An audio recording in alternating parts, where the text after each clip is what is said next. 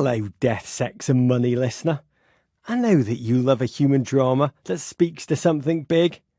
So if I could recommend one new podcast, it's American Fiasco, and not just because it's hosted by me, Roger Bennett. It's about a soccer team that embraced most of the 7 deadly sins and ended up hurting the sport they loved. Listen to American Fiasco today from WNYC Studios.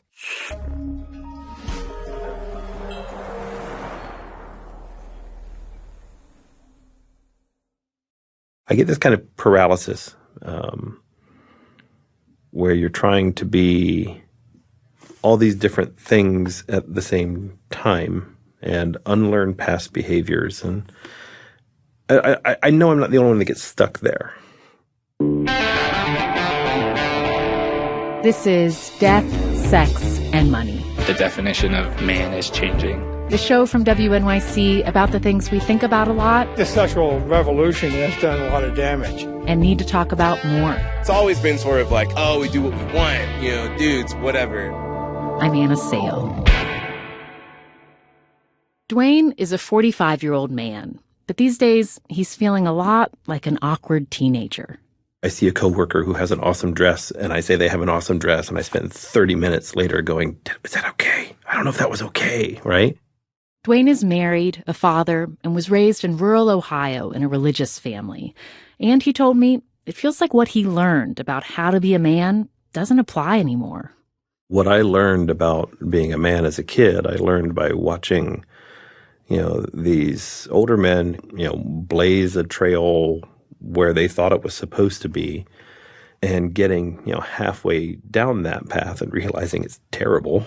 And so I, blunder about blazing my own trail that I hope is better for the person who comes behind me. And so here I am, Dwayne emailed after we asked the men in our audience to answer the question, what's the most confusing thing about being a man today? We asked because we noticed there's a lot of conversation right now about men and how they should be or should not be. But I at least haven't been hearing a lot of conversation with men about that. And we heard back from you that Dwayne is not the only one feeling stuck in this moment of change. I think we're confused about our place. There's a very unclear set of expectations as far as how a man should behave. The confusion comes from being told your definition isn't strong enough. I'm now learning it's okay to cry. But we've given no clear path to strength. I think this is the crisis. There's a vast silence at the heart of the interactions that men have with other men. There's no clear rules, so this gets very, very, very, very confusing. We heard from a lot of men that they're feeling a need to change, but men also told us that actually letting go of some of the expectations they grew up with is not easy. That's what a listener named Dre Ray told me. He's 47 now and owns a barber shop and rental properties in Oakland, but he wrote us about when he was just out of high school and selling drugs. He says he had to follow clear rules. As far as being a man, being tough, don't let nobody take advantage of you. If you was considered weak, it can lead to you eventually being murdered or kicked out the neighborhood. You can't be over here anymore. You're soft. This is not for you. Did it feel like you had to perform a certain way? Yeah, it did, because even though I grew up in that neighborhood, the people who sold drugs, they were of a different species. It was like they were real aggressive. I wasn't. I evolved into that. When I first started, I was a church boy. I was raised in the church. I actually sung in the choir. I can't sing, but I was either going to be the usher boy or the choir.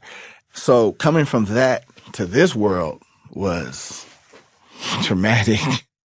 It was also dangerous. Dre was involved in shootouts. His best friend was murdered. But he kept at it until he was running drug operations in his neighborhood.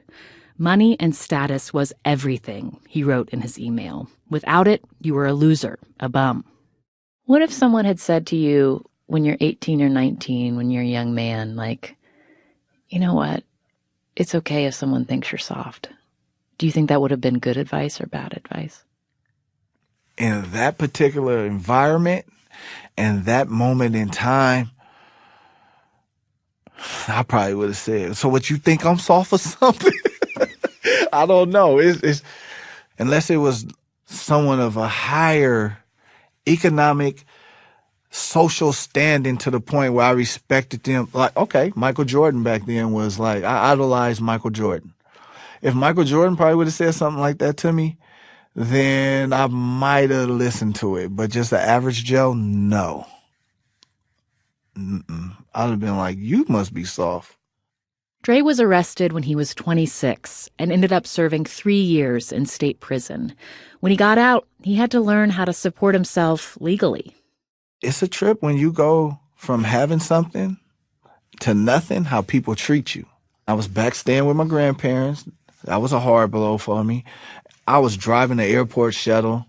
I remember one time, my auntie, I had a 10-speed, and I'm about to ride the 10-speed to work. I didn't even have a vehicle.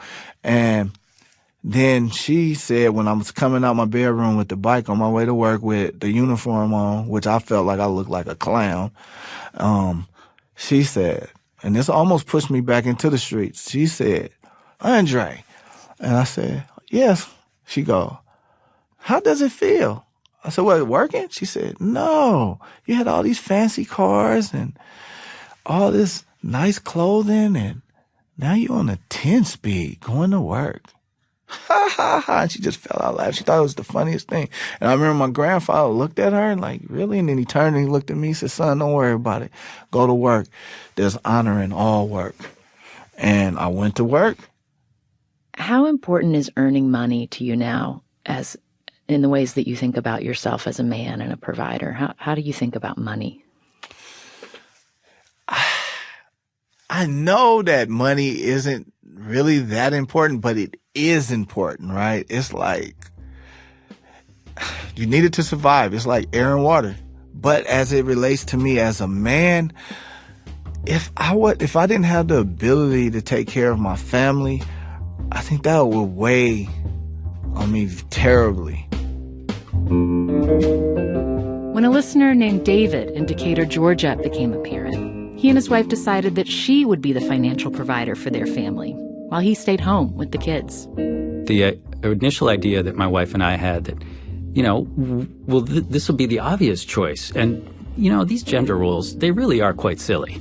Uh-huh. Well, maybe, but maybe not. That was 19 years ago.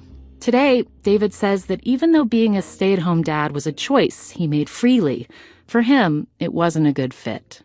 It was clearly not as fulfilling for me as it was for my women friends who were stay-at-home moms. Oh, really? Like, what did you notice talking with them?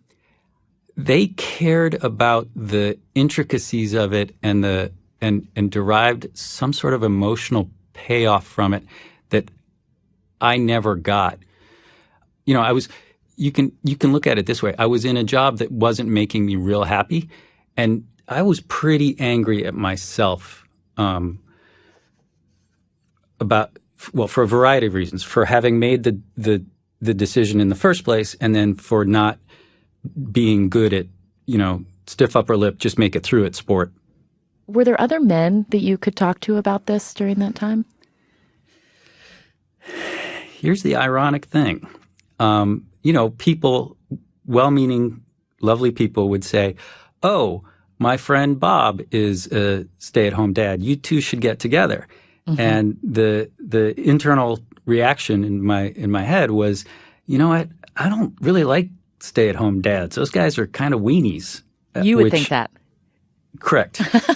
Uh-huh. I know.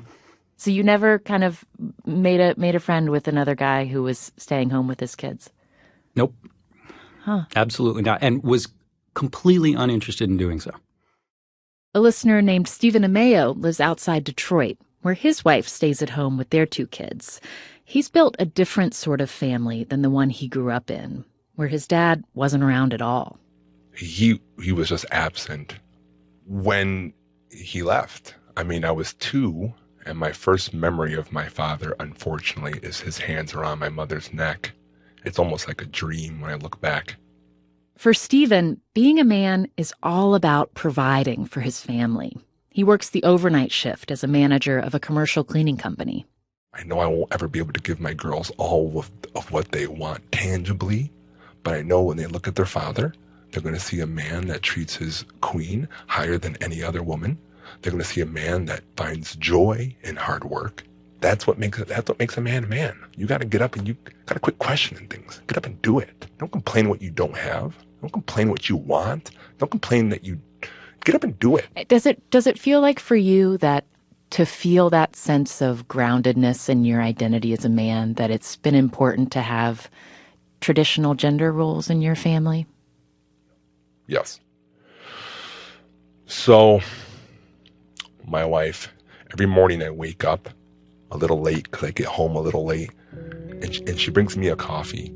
You know, we sleep on a fold-out bed, a little small place we call home. And I say, babe, you don't need to bring me a coffee. She says, it's an honor to. Okay? I come home, it's not that I'm not questioned, but I'm respected first. I'm appreciated first.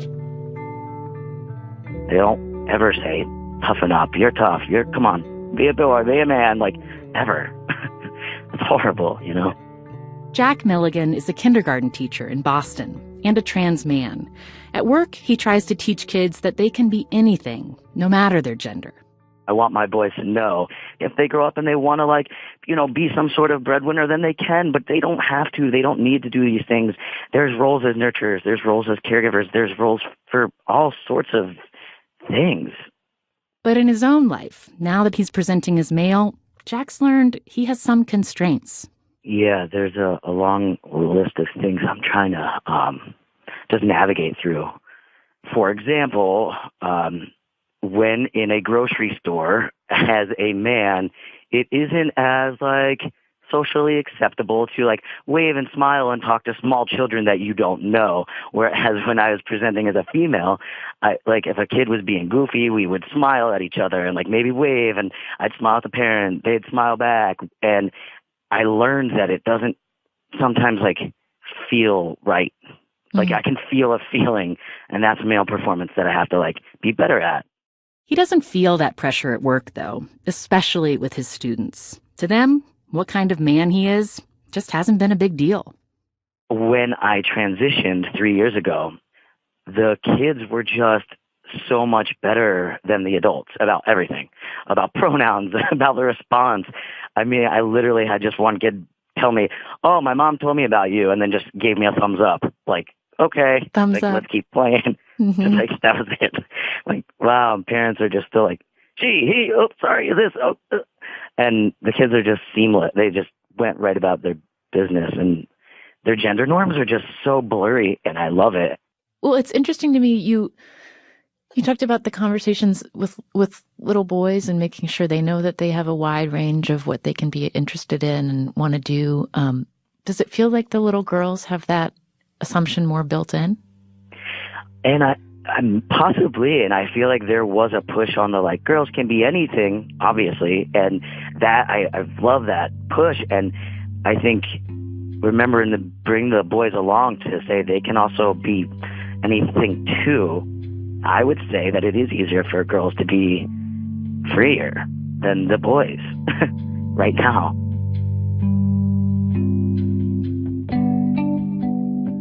When a listener named Charles was a boy, he felt like he never got to choose what kind of guy to be.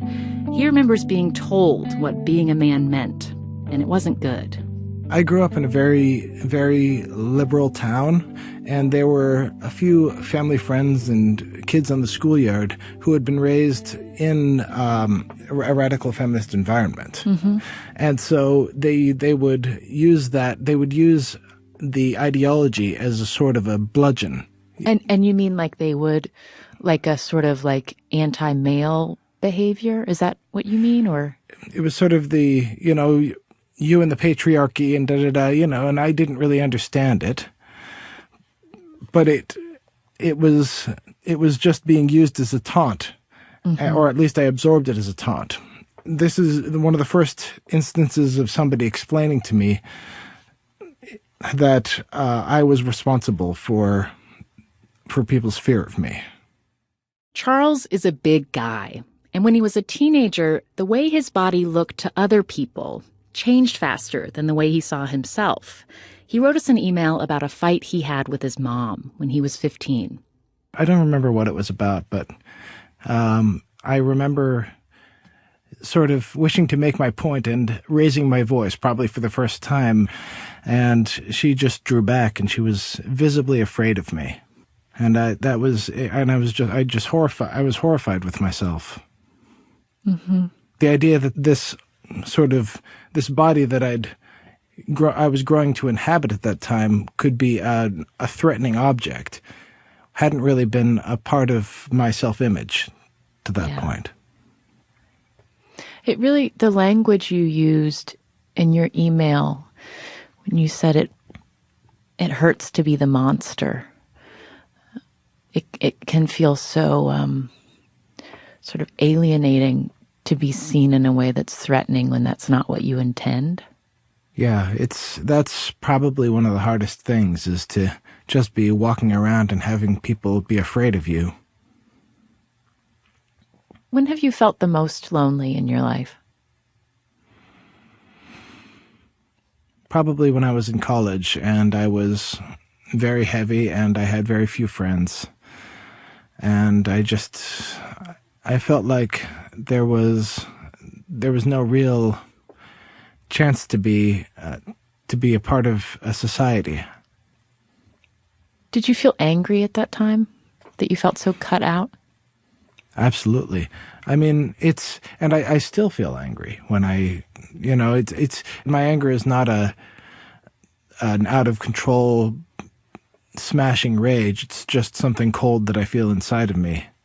Mm-hmm. Where have you directed anger? Like, are there people or ways, things that you've been angry at? Not individual people. I've directed it at, now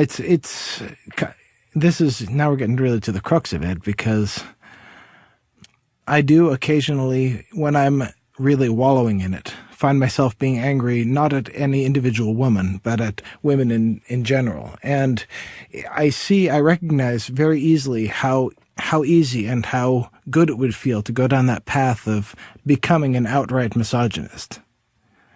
I do have to fight that back and understand that it's not something that is that makes sense. It's not anything that's real. And just help me understand, like in a moment where you're having a feeling you're not proud of, what does it sound like? I wish that people would not be so afraid of me. I wish that people wouldn't hate me. I hate them for hating me. Again, and then I catch myself, a blink of an eye later and recognize that I'm being stupid. But I do feel it.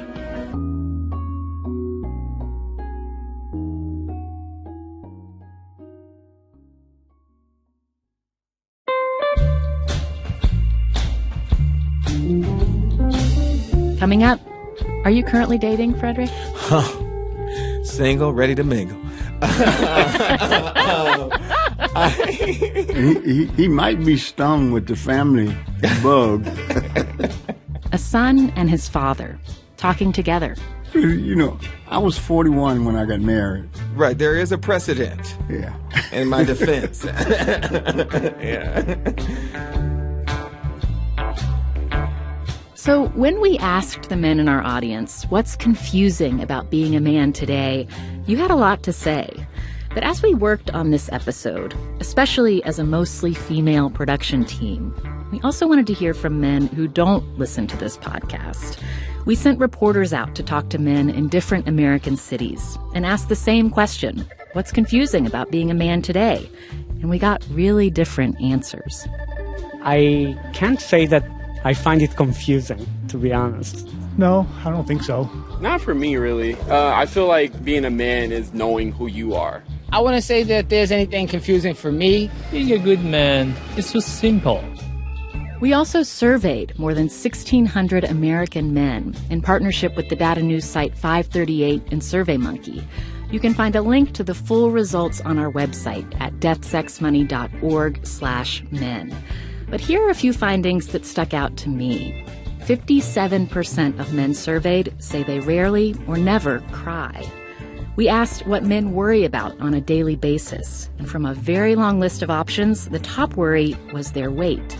More than half also reported worrying about money, and a third said in particular they worry about providing for a family. As men, we're kind of supposed to be, the hunters. I still have it in my head that the man is the provider, and they're not breadwinners, so what the hell are they? And when they're worried, many men deal with it on their own. Nearly half said they frequently or sometimes feel lonely. More than 40% said they've never or have rarely asked a friend for personal advice. And more than 2/3 of men say they've never been to see a therapist. That's the case for Dre in Oakland. Unless talking to my cellmate was counseling. I don't think so. We also asked about the impact of Me Too in our survey and with the men out on the street. I think the Me Too movement has been so powerful and strong and awesome in a lot of ways, but it kind of bums me out that straight men have had to be villainized in a way. I usually don't ever think about what I say, but recently I actually do. I feel now it's a little harder to walk up to women and just start talking to them. They're more standoffish.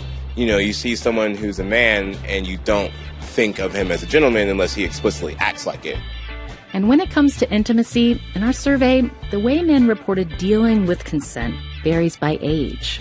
More than 40% of men ages 18 to 34 say they gauge interest by asking for verbal consent, compared to less than a third of middle-aged men. Just 15% of men over 65 say they ask for verbal consent. And finally, nearly a quarter of employed American men said in our survey that they'd never heard about the Me Too movement. Again, you can find a link to these survey results on our website at deathsexmoney.org/men.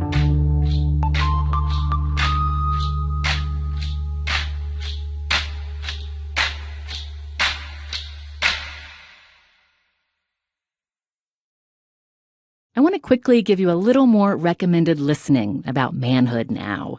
The podcast Reply All from Gimlet recently did an excellent episode about the roots of the involuntary celibate or incel movement. They traced its origins back to a website set up by a shy, queer Canadian woman who was just trying to help people like her learn how to date. It's episode number 120. Go check it out to learn some really fascinating and disturbing history about manhood on the internet today. Again, that's from Reply All, a show that's all about the internet, but really it's about everything, and it's consistently great. I also loved their recent episode about the murky underworld of drug addiction treatment advertising. Listen to Reply All wherever you get your podcast. Death, Sex, and Money is supported by Showtime and the acclaimed series The Affair. This summer, the journey continues in this intimate relationship drama. A fresh start should mean a new beginning, but it isn't that easy when the past forces everyone to crash back together. Starring Dominic West, Ruth Wilson, Maura Tierney, and Joshua Jackson, don't miss a new episode of The Affair every Sunday on Showtime. To get a free month, go to Showtime.com and enter code MONEY. Offer is for first-time subscribers only and expires July 15th. Death, Sex, and Money is supported by Showtime in the acclaimed series The Affair. This summer, the journey continues in this intimate relationship drama. A fresh start should mean a new beginning, but it isn't that easy when the past forces everyone to crash back together. Starring Dominic West, Ruth Wilson, Maura Tierney, and Joshua Jackson, don't miss the new season of The Affair, premiering June 17th only on Showtime. To get a free month, go to Showtime.com and enter the code MONEY. Offer is for first-time subscribers only, and it expires July 15th. In the moments before Charles Kinsey was shot by police in summer 2016, he pleaded with the autistic man next to him to lie down. Please lie down. Then the cell phone video cuts. I'm Audrey Quinn. After Effect is a new podcast from WNYC Studios. We tell the story behind the shooting and what happened next. Listen and subscribe to After Effect wherever you get your podcasts. This is Death, Sex, and Money from WNYC. I'm Anna Sale. In our survey, most men, 6 in 10, said they got their ideas about how to be a good man from the first man they knew, their fathers. Like Frederick. He's 34 and living in Little Rock, Arkansas, where he grew up. He says he looked to his father as a model, even though for him, that left some gaps. I didn't grow up around any out gay men. And so I couldn't really imagine what a life would look like for me based on the men that I was encountering. I could probably think of at least 8 or 10 folk that was in our immediate area that were, at least to me, they were not secretive. That's Freeman, Frederick's dad. He and his son are nearly 50 years apart in age. When Freeman was growing up in segregated Little Rock in the 30s and 40s, he says he never got explicit instruction for how to be a man. It was just understood that it was about fitting in. I mean, we didn't sit down and have a class in terms of what it would require to be a good man. But, I mean, the conversations that you would hear in talking about who was a good man and who was not a good man. The shade. And which one that you were expected to follow was that was a conversation that you would hear. When it came to teaching his 2 sons how to be men, Freeman wanted Frederick and his brother to be active in the community, just like he'd been taught, which meant that his boys should play football. And so I didn't come to it by native interest. I was trying to be the boy that I thought that I was supposed to be, and probably was afraid that I was failing to be, more so than anything. The thing that I was interested in or thought was important was that they not be isolated from their peers in the community. Now, football was the activity in our neighborhood where all their peers were they were engaged in that. It's what everybody was doing. If they hadn't been engaged in that, they would have been about the only one at home after school. Yeah. I mean, in the whole neighborhood. The physical activities that I would have pursued probably would have isolated me from my community. I made requests to take gymnastics lessons. Eventually, gymnastics turned into wanting to take dance lessons. And I remember both wanting to explore my body in ways that didn't necessarily feel overtly male or masculine. I wanted to begin to sort of explore my body in that way, and I wanted sort of the privacy of that. And most of the spaces that I think my dad would have encouraged me to participate in did not allow for that kind of privacy. Frederick quit football after his freshman year, with his dad's blessing. He left Arkansas for college and just moved back earlier this year. Freeman also left when he was a young man. He was one of the first Peace Corps volunteers. And Frederick says he could feel how that time away shaped his father as a man. Dad, I always liked hearing you talk about sort of having to transition the perspectives that you gained while you were abroad back to Arkansas. Like, I feel like throughout my life, I've never felt you exerting a lot of pressure to be a certain type of man. And I just wondered how you came by that expansiveness. I never extended to others the privilege of painting the box that I was in. Mm-hmm. And so I certainly didn't want to try to paint that box for somebody else. And remember when we were growing up, we were children. I mean, there was a lot of boxes people tried to put us in. There were people tried to put our community, the community I grew up in, tried to put it in a box. I always felt that you limit yourself, because if you put them in a box, you got to stay there to hold them in the box. Otherwise, they'll just get out. And so to me, that would be wasted energy. So I always just felt that you give the person a support and let them go the direction that they wanted to go, or that they felt they needed to go. Just be yourself, I feel like, is really bad advice. I feel like people just say, oh, just be yourself, you'll eventually find someone, and I feel like that's really, like, not true, to say the least. Alex just moved home to San Diego after finishing college, and he's feeling like he isn't measuring up as a man. I think in many ways I have not been a very successful man. I haven't really dated much. I'm still a virgin at age 23. I don't really have a job. I'm not exactly the most physically fit person in the entire world.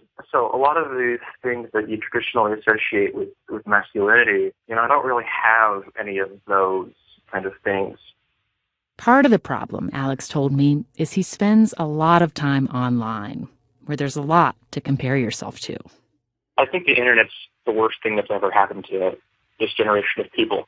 I feel like it's kind of distorted a lot of the ways I see things. It's given me a lot of self-confidence issues about being a man. And it's shaped my thinking, because on the internet, for many, many years, up until recently, it was a very male-dominated space.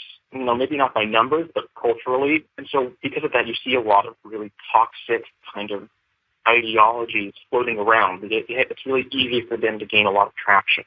Is that something you consume? Yeah, kind of like people consume bad television. Is the way I describe it. It's kind of an entertainment for me. One of the things Alex reads is The Red Pill, a thread on Reddit where men ridicule women, deride feminism in general, and share advice on how to become what they call alpha males. Red Pill fundamentally believes that every single man, no matter who he may be, can work out and can improve themselves and actually be successful with women. So, Red Pill's danger is that it gives good advice, and so people always end up seeing that their advice kind of works, and then falling into the wider ideology along with it. Have you ever worried that you might fall into that? No. What do you get out of it? I'm just curious about the way these people think. It's just fascinating, especially to see the way that they've evolved over the years. But a lot of it also comes from maybe not feeling quite as alone in the world, knowing that men out there are also struggling. Maybe they come to the wrong answer, but it's not just me who kind of feels a little bit adrift. That's probably more of what it is. When a listener we're calling Luke was a young man in Los Angeles, he found his sense of identity as a man not on the internet, but in the bedroom. At that point, my sex drive was all-consuming. How many people I was sleeping with. It's sort of like that became my measure of manhood. Every place I went, I was looking at who was the most attractive, who might be available. Seeing a very attractive woman was a great turn-on, something strongly desired. And if she was not available, there was sort of resentment. And for me, there was self-put-down about that, too. And so just so I have a sense, say in one of your most sexually active years, how many different women would you say you slept with? 20 or 30. When you think back on that time and the way that you thought about sex and having sex with women, are there things that you feel regret about? I feel regret for myself in that I was so insecure, that I was missing a lot of life, that there was so much more to be seen in the world than just sizing up how pretty a woman was when I walked into a room, or who was the prettiest woman in the room, or something like that. So looking back upon it, it was kind of shallow, but it was still a deep drive that kind of controlled me. Do you think when you were entering rooms and sizing up women's attractiveness, do you think the women could tell? I'm sure they could. I don't think I was one who leered a lot, but I think people can tell when they're being looked at and looked up and down and judged. Does that feel embarrassing to think about? Yes, that does feel embarrassing. And It wasn't something I necessarily was aware of at the time, but looking back, yes, I think that makes people uncomfortable, as it should.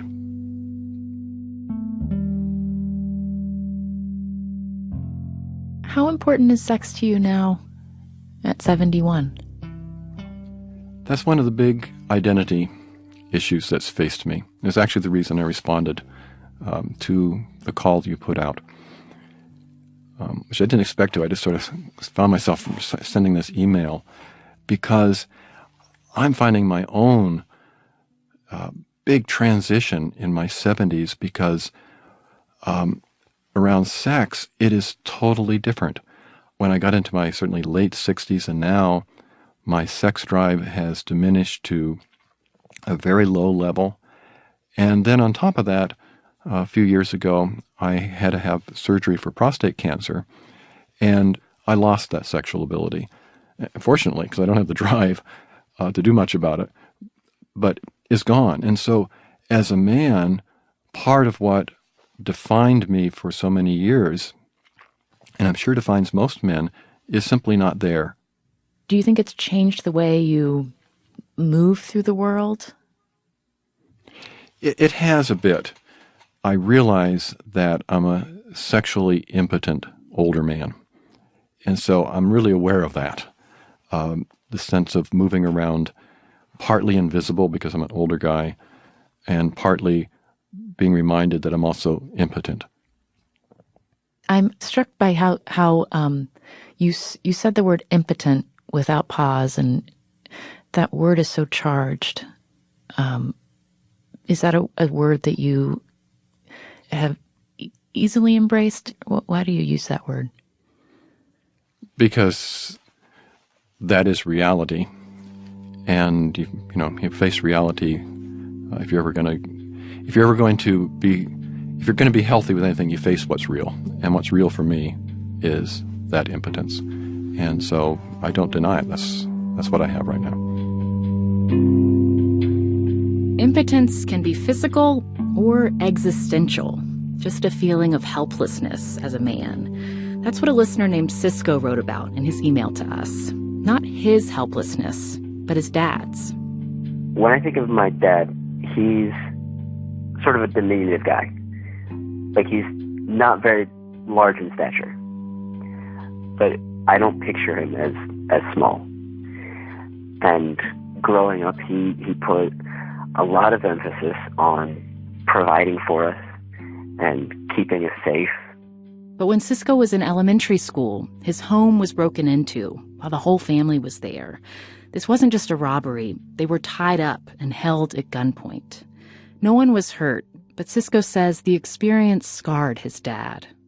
He did everything that he possibly could in the time after that to make sure that we were safe, to try to make us feel safe.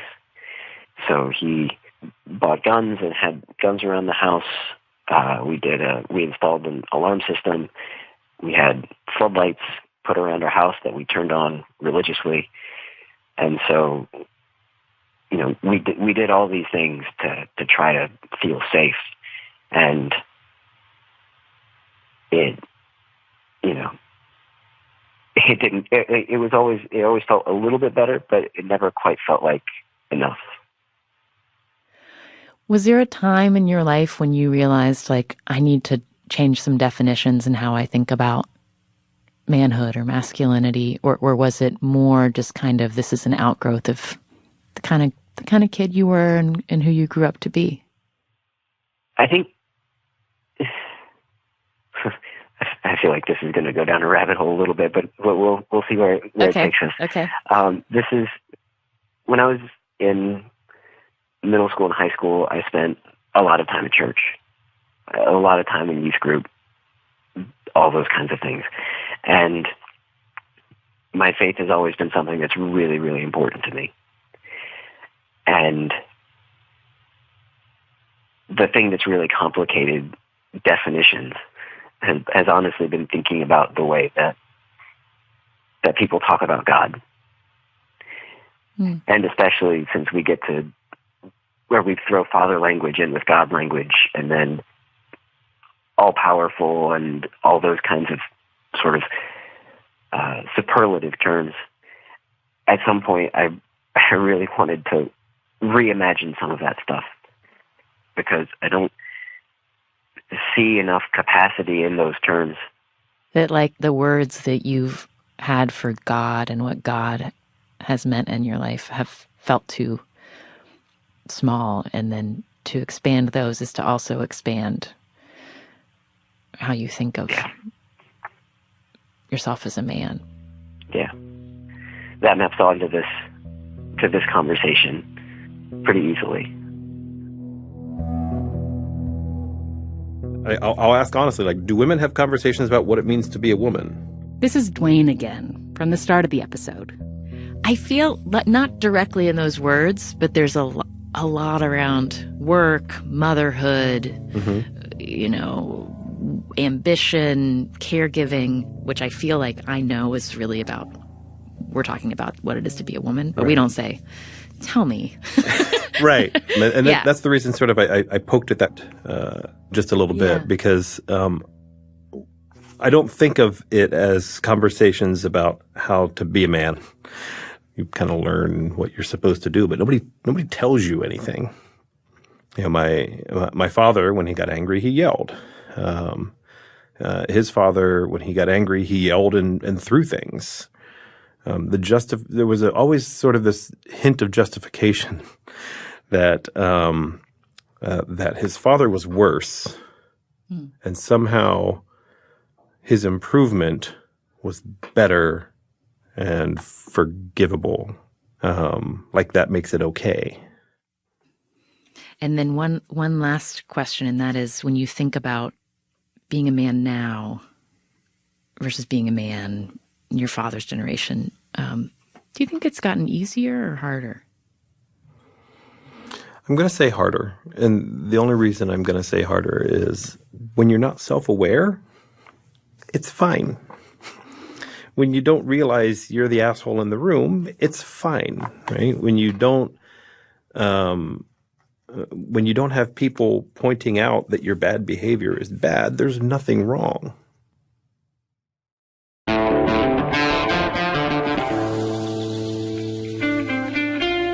Thank you to all the men who shared their stories with us as we worked on this episode. You can see all our coverage, including a link to the full results of our survey with 538 at deathsexmoney.org/men. And check out their show, the 538 Politics Podcast, for more stories about the numbers behind our changing culture and society. Death, Sex, and Money is a listener-supported production of WNYC Studios in New York. I'm based at the Center for Investigative Reporting in Emeryville, California. Our team includes Katie Bishop, Annabelle Bacon, Stephanie Joyce, Emily Botine, and Andrew Dunn. The Reverend John DeLure and Steve Lewis wrote our theme music. Special thanks to Dan Boyce and Ian Koss for their help on this episode, and to Wyoming Public Radio and the Buffalo Bill Center of the West. I'm on Twitter at Anna Sale. The show is at Death, Sex, Money on Twitter, Instagram, and Facebook. Tell us your thoughts on this episode using the hashtag ManhoodNow, or you can email us at deathsexmoney@wnyc.org. And on July 11th, we're going to continue this conversation about manhood today, live on the radio. CNN's W. Kamau Bell will join me, and we'll take calls from you. It'll be broadcast on public radio stations across the country and streamed on WNYC.org at 9 p.m. Eastern, 6 p.m. Pacific. Again, that's Wednesday, July 11th. One thing we heard again and again is how awkward it can be for men to talk to each other about being men. But Jack told me when he transitioned, the words came easy for his dad. The only thing that has changed in our relationship is that he no longer calls me like, all right, love you, hon. He's like, all right, bud, I love you. You know, like he changed one word. Bud. I like that. Bud. Yeah, I guess that's the term for fathers, is a bud. I'm Anna Sale, and this is Death, Sex, and Money from WNYC.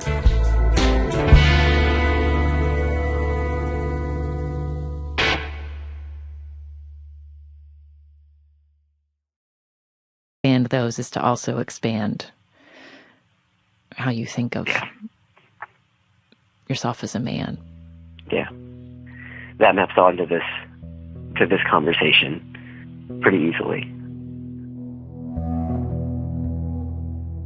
I'll ask honestly, like, do women have conversations about what it means to be a woman? This is Dwayne again, from the start of the episode.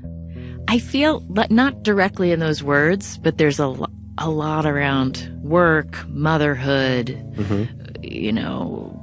ambition, caregiving, which I feel like I know is really about, we're talking about what it is to be a woman, but we don't say, tell me. Right. And that's the reason sort of I poked at that just a little bit, because I don't think of it as conversations about how to be a man. You kind of learn what you're supposed to do, but nobody tells you anything. My father, when he got angry, he yelled. His father, when he got angry, he yelled and threw things. There was always sort of this hint of justification that that his father was worse, and somehow his improvement was better and forgivable. Like that makes it okay. And then one last question, and that is, when you think about being a man now versus being a man in your father's generation, do you think it's gotten easier or harder? I'm going to say harder. And the only reason I'm going to say harder is when you're not self-aware, it's fine. When you don't realize you're the asshole in the room, it's fine, right? When you don't have people pointing out that your bad behavior is bad, there's nothing wrong.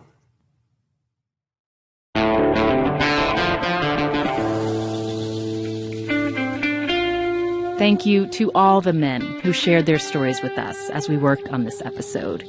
You can see all our coverage, including a link to the full results of our survey with 538 at deathsexmoney.org/men.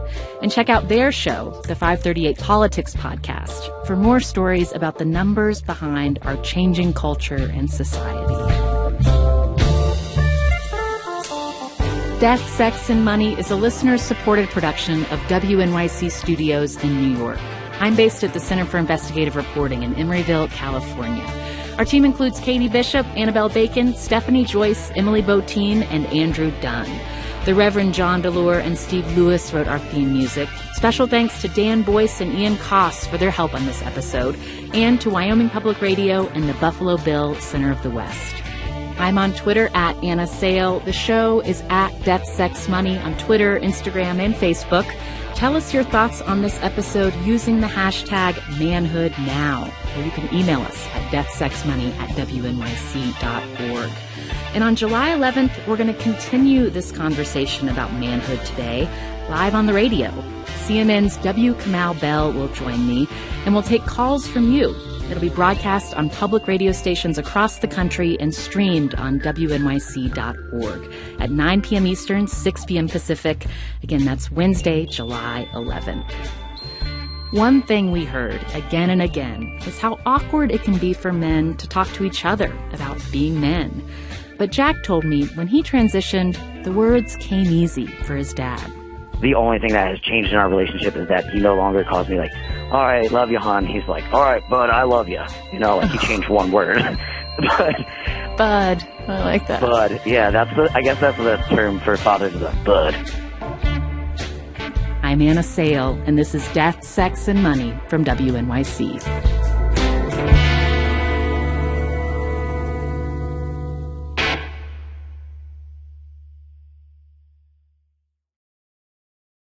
Again, that's Wednesday, July 11th.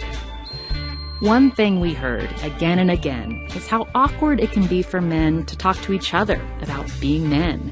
But Jack told me when he transitioned, the words came easy for his dad. The only thing that has changed in our relationship is that he no longer calls me like, all right, love you, hon. He's like, all right, bud, I love you. Like he changed one word. Bud. I like that. Bud. Yeah, I guess that's the term for fathers, is a bud. I'm Anna Sale, and this is Death, Sex, and Money from WNYC.